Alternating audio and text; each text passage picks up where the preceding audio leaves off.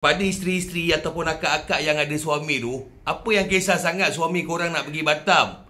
Sebelum dia orang pergi Batam, tengok ni dulu. Lepak healing sambil berselfie dekat tempat yang view dia cantik macam gini. Makan tengah hari dan makan malam dengan lauk yang penuh satu meja macam ni. Dan tinggal di hotel yang bertaraf 4 bintang yang selesa macam ni. Untuk video kali ni, saya akan ceritakan tentang pengalaman 21 orang pelancong yang bercuti ke Batam bersama Gemilang Rasa Travel melalui pakej Batam Klasik 4 hari 3 malam. Bermula di Terminal Feri Puteri Harbour Iskandar Puteri JB, kami parking kereta dekat sini cuma RM4 sahaja sehari. 2 jam perjalanan menaiki feri untuk sampai ke Terminal Feri Harbour Bay Batam. Kami terus dibawa untuk makan tengah hari di restoran masakan Padang yang hanya berada di sebelah terminal ini sahaja. Makan tengah hari dekat restoran sederhana ni memang selesa. Tempat bersih, layanan mesra. Menggunakan bas berhawa dingin 35 seater, kami terus dibawa ke Masjid Tanjak untuk menunaikan solat Zuhur sekaligus jamak takdim untuk solat asar. Teruja betul ayahanda dan bonda-bonda ni semua dapat solat di masjid yang sangat luas dengan rekaan bangunan seperti tanjak ataupun tengkolok. Selesai sahaja solat dan bergambar di sini, kami bergerak pula menuju ke kedai makanan ringan Anissa.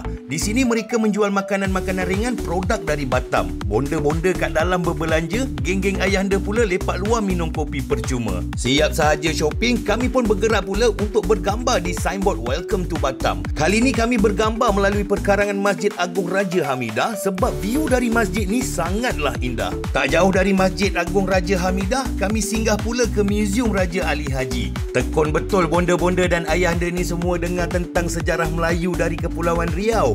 Banyak sejarah-sejarah Melayu yang kita tidak tahu dan patut kita tahu ada dekat sini. Kemudian tour guide kita iaitu Abang Yul bawa pula kami ke area Lubuk Baja untuk singgah di kedai-kedai yang menjual makanan-makanan kering dan bermacam-macam snack yang dihasilkan oleh penduduk-penduduk Batam dan Kepulauan Riau. Memandangkan waktu makan malam masih lambat lagi, Abang Yul bawa kami singgah sekejap ke tempat menjual barangan aksesori yang murah dan berkualiti. Tempat ni sebenarnya tak ada dalam itinerary, tapi Abang Yul kata tak apa, yang penting semua happy.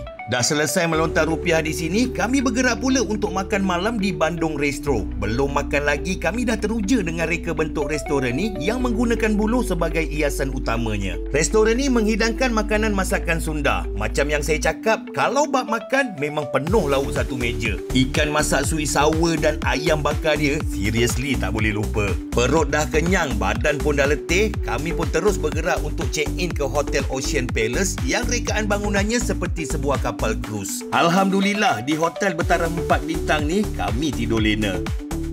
Pada hari kedua, kami breakfast di restoran yang berada di lobi hotel ini. Makan berkonsepkan buffet, banyak sangat pilihan makanan yang ada. Pagi-pagi lagi dah ada rendang daging terhidang untuk kita. Tak terhabis kalau nak rasa semua makanan yang ada. Tapi tak apa, 4 hari kita duduk hotel yang sama, esok-esok kita makan lagi sepuasnya. Perut dah kenyang, hati pun dah senang, kami bergerak pula menuju ke Jambatan Barelang untuk bergambar. Kalau ke Batam, gambar dekat sini wajib ada. Bagi penduduk-penduduk Batam, jambatan ni sebagai mereka punya mercu tanda. Pantai yang ada dekat bawah jambatan tu pun view dia cantik juga. Memang rezeki rombongan ni lah sebab saya ikut. View dari kamera drone pun ada. Selesai di Jambatan Barelang, kami bergerak pula menuju ke Masjid Sultan Mahmud Riayat Shah. Sampai kat sini belum lagi masuk waktu Zuhur. Dah alang-alang sampai, kami tunaikan dulu solat sunat duha. Masjid yang besar ni ada menara yang tinggi dan pengunjung boleh naik ke atas menara menggunakan lift untuk bergambar. Cantik rekaan masjid ni sebab dia ada payung seakan-akan Masjid Nabawi yang berada di Madinah. Selesai ziarah masjid ni, kami bergerak pula untuk makan tengah hari di gerai nelayan 2M di Kampung Tua Mentarau. Makan tengah hari dekat sini seriously tak boleh lupa. Lauk asam pedas dia tak sama macam dekat Malaysia, tapi dia punya rasa saya tak dapat nak bayangkan dengan kata-kata. Lauk-lauk lain pun sedap juga. Macam yang saya cakap, kalau bab makan dengan Gemilang Rasa Travel ni penuh satu meja. Dah selesai makan dekat sini, kami menuju pula ke Golden City untuk singgah ke 70 Fahrenheit Coffee Batam. Dekat sini diorang sediakan khas seorang instructor untuk kongsikan tentang jenis, proses dan kebaikan kopi jantan dan kopi betina. Banyak juga ilmu yang kami dapat bila dia terangkan semuanya. Lepas ni memang tobatlah nak minum kopi instan sebab dia dah pecah rahsia. Waktu Zohor pun dah masuk. Tak jauh dari situ, kami singgah sekejap di Masjid Cheng Ho untuk tunaikan solat Zohor. Masih lagi dalam keadaan musafir, jadi kami tunaikan sekali solat jamak takdim untuk asar. Kemudian kami bergerak pula menuju ke Kelang Kek Lapis. Kek lapis dekat sini ada macam-macam flavor. Tak beli pun tak apa, tapi boleh rasa. Kalau berminat boleh terus order. Nanti hari last sebelum balik diorang akan deliver. So dapatlah kek lapis yang masih panas untuk bawa balik Malaysia. Kemudian kami singgah sekejap dekat Premium Outlet ni. Tempat ni sebenarnya tak ada dalam itinerary, tapi macam biasalah Abang Yul cakap yang penting customer happy. Ada pula yang request nak pergi cari kain Ella yang ada dekat sini. Abang Yul pun apa lagi, bawa kami ke sini walaupun tempat ni tak termasuk dalam itinerary. Seronok betul ayahanda dan bonda-bonda ni. Abang Yul layan je mana dia orang nak pergi. Untuk itinerary seterusnya, kita pergi ke DC Mall pula. Merayap dekat dalam ni confirm rambang mata. Bukannya apa, kalau nak buat perbandingan harga, dekat sini jauh lebih murah harganya. Sebelum dia orang masuk, katanya nak window shopping aja. Sekali dah keluar, memang tak boleh percaya. Dah puas melontar, barulah gerak untuk makan malam pula. Kali ni makan malam dekat restoran Melawur. Kat sini dia punya teh tarik memang power. Bab makan pula, ini resepi masakan orang Melayu original Batam punya. Macam biasalah, kalau bab makan dengan gemilang rasa travel ni, confirm penuh satu meja. Lepas makan, layan pula Cik Mat kita karaoke pula. Amboi, bukan main sedap lagi dia punya suara. Bila selesai semua, kami gerak balik ke hotel untuk berehat secukupnya sebab esok kena keluar awal pagi untuk naik feri menuju ke Tanjung Pinang pula.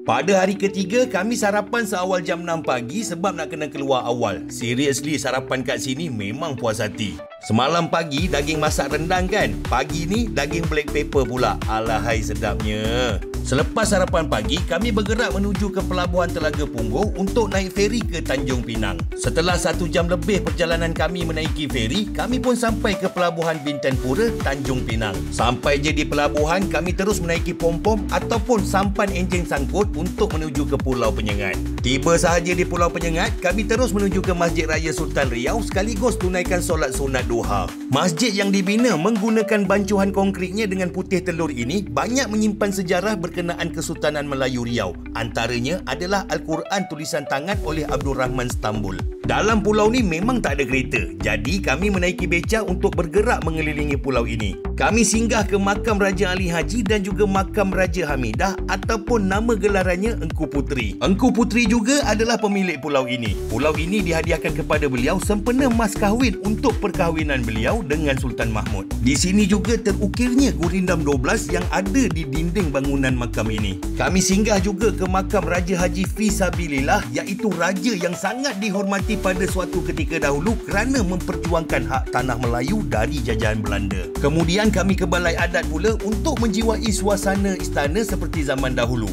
Dekat sini boleh sewa baju pahlawan-pahlawan Melayu untuk bergambar dengan sewaan sekitar RM8 sahaja untuk sepasang. Di bawah balai adat ini juga terdapat perigi air tawar yang bersih airnya dan boleh diminum. Selesai melawat balai adat, kami menaiki beca bergerak semula menuju ke JT tempat kami sampai tadi. Sebelum gerak semula ke Tanjung Pinang, kami singgah dulu di sini untuk beli otak-otak dan kuih penderam yang dimasak dan dijual panas-panas dekat sini. Lebih kurang 15 minit perjalanan kami menaiki pom-pom, kami tiba di Tanjung Pinang dan terus menaiki bas yang telah disediakan untuk kami bergerak di Pulau Bintan. Waktu pun dah tengah hari, tour guide kami di Bintan iaitu Pak Raja Farol terus bawa kami menuju ke rumah makan sahabat Puteri Minang untuk makan tengah hari. Dekat sini kami dihidangkan masakan Padang, macam-macam jenis lauk yang dihidangkan. Semua yang dihidang dah pun dibayar, so makan je lah puas-puas. Selesai je makan, kami pun bergerak menuju ke salah sebuah surau yang berdekatan untuk menunaikan solat dan kemudian kami sambung perjalanan menuju ke Pondok Bintan 11. Di sini terdapat banyak sangat kraft tangan yang dihasilkan oleh penduduk tempatan. Macam-macam boleh beli untuk dijadikan kenangan. Next destinasi adalah tempat yang saya paling tak sabar nak pergi, Blue Lake ataupun Danau Biru. Tempat ni asalnya kawasan Lombong Pasir, tapi disebabkan tempat ni dah lama ditinggalkan, ianya menjadi tumpuan ramai sebab view yang ada dekat sini sangat-sangat cantik. Excited betul ayahanda dan bonda-bonda ni semua bergambar dekat sini. Nak sewa ATV atau naik kuda pun boleh. Lama jugalah kami spend masa dekat sini sebab banyak sangat spot-spot cantik untuk bergambar. Dah penat berselfie, kami lepak pula dekat warung-warung yang ada dekat sini untuk minum air kelapa sejuk. Lepak dekat sini petang-petang hari memang santai. Dah selesai dekat sini, kami bergerak pula menuju ke Tanjung Uban. Kalau pagi tadi dari Batam kami datang naik feri ke Tanjung Pinang, nak balik ke Batam pula kami bergerak menaiki speedboat yang dicata khas untuk kami. 15 minit je perjalanan untuk sampai ke pelabuhan feri Telaga Punggol. Dah sampai di sini, bas kami di Batam terus jemput kami untuk bawa kami menuju ke Ocean Restro untuk makan malam. Makan malam dekat sini pun sama juga. Penuh lauk dia satu meja. Kalau kat sini, lauk favourite saya ayam goreng bawang putih dengan ikan bakar berempah dia. Lepas makan, confirm menyanda dibuatnya. Perut dah kenyang, hati pun dah senang, kami pun bergerak balik ke hotel, tidur dengan lena.